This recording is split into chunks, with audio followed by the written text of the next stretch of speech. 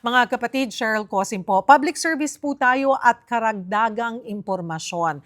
Patuloy po ang pagtaas ng ating mga pangunahing bilihin. Nandiyan yung pagtaas ng ating langis, ng ating petrolyo, maging ang nagbabadyang pagtaas ng mga pangunahing bilihin. Ang ginawa ng pamahalaan, naglunsad sila ng tinatawag na uplift program. Ito po yung Unified Package for Livelihood, Industry, Food, and Transportation. Ito'y bilang bahagi ng pagtugon sa idineklarang energy emergency.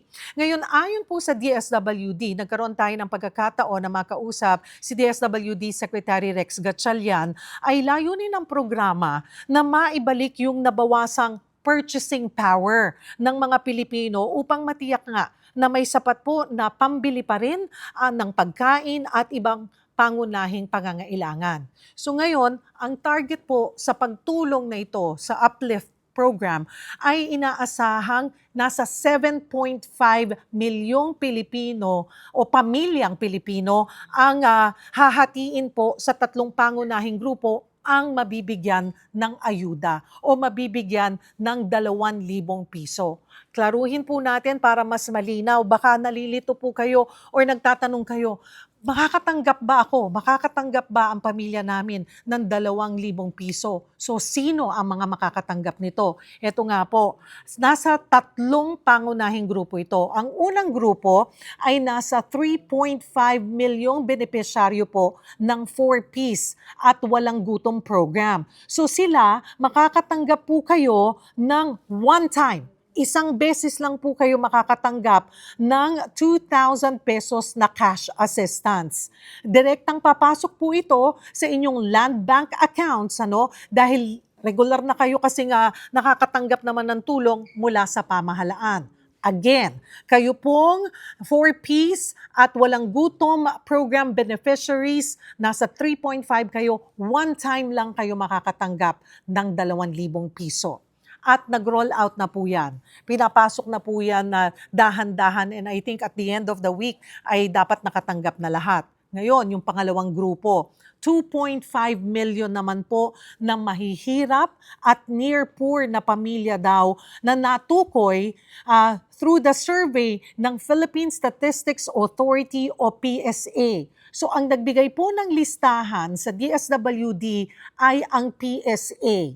Ito po yung 2.5 na milyong Pilipino o mga pamilya. Kabilang dito, yung mga hindi sakop ng 4Ps gaya ng mga walang anak at mga pamilyang nasa bingit daw ng kahirapan. Again, ang listahanan pong ito galing sa PSA. Ano ang inyong matatanggap?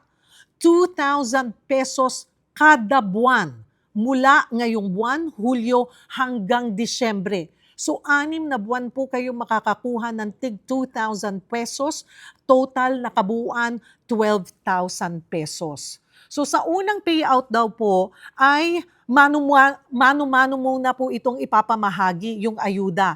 At pagkatapos noon ay idadaan na ito sa ATM or sa e-wallets po ninyo.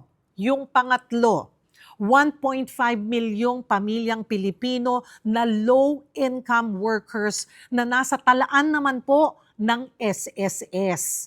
At may monthly salary credit na 20,000 pesos pababa. So kayo po ay makakatanggap din ng tig 2,000 pesos, direktang ikikredit daw po yan sa inyong SSS-linked ATM accounts. So 2,000 pesos din po for 6 months, starting to this month, July hanggang Disyembre.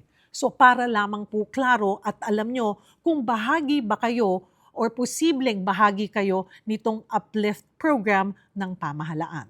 Patuloy po kayong tumutok sa News 5, sa One News, sa 1PH at True FM para sa iba pang maiinit na balita.